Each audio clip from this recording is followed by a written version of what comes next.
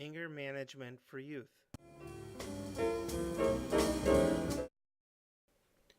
Anger could present itself in many different ways. Everyone may have their own idea what anger is. When we picture anger, we usually think of it in aggressive terms, but it could also present itself in other ways. We could internalize it, which could lead to physical symptoms such as ulcers or high blood pressure. It may also present itself as hostility or passive-aggressive behavior. The point here is that there's no one true universally accepted definition of anger management problems.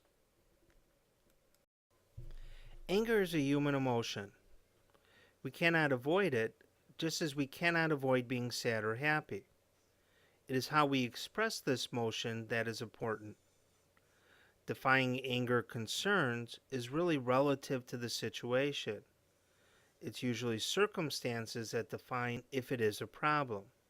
If there are no consequences or accountability attached to expressing it, it may not be seen as a problem.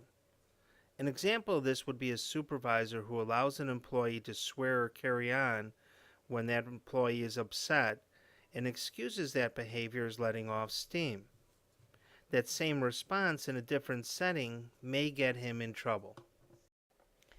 Anger management problems with youth is a much different concern than with adults. Each phase of life that we go through present different challenges. For the youth, this is no different. One of the challenges youth face is learning to manage and express their emotions in socially acceptable ways. This is not an easy task for some. Emotions or emotional experiences could feel like they're on a roller coaster ride. An important concept to keep in mind is what a parent's role is in this. Their job is to see themselves as teachers in helping guide youth in learning to control their emotions in healthy ways. An important concept to keep in mind is can't versus won't. There is a difference in approach if they cannot control their anger or they choose not to. Many factors could influence an I can't situation. It would be to your advantage to explore possible reasons for your child's anger. They may not be able to articulate what's going on themselves or even understand it, but this could be a helpful starting point.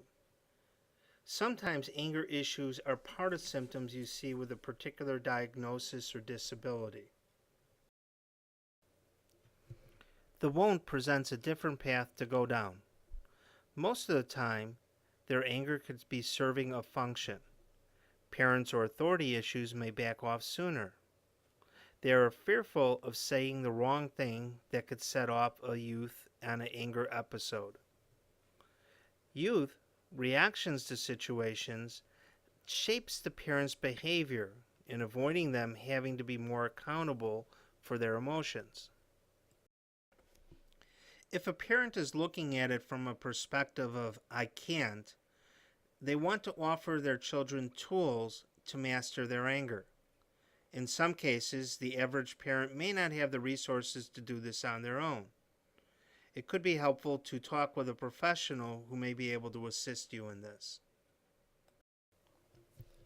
Approaching it from an I won't perspective, it is important for parents to set clear guidelines and expectations for their child. A plan of action would need to be developed. In order for the youth to change his or her behavior, we need to get the youth to invest more into managing their anger. This investment most likely comes through external means, such as parents or authority figures offering deterrence to their behavior. Regardless of can't versus won't, it is important to understand that this could be an issue that will not be resolved overnight. If you get caught up in your teenager's anger, you no longer be viewed as a credible source in helping them manage their own anger.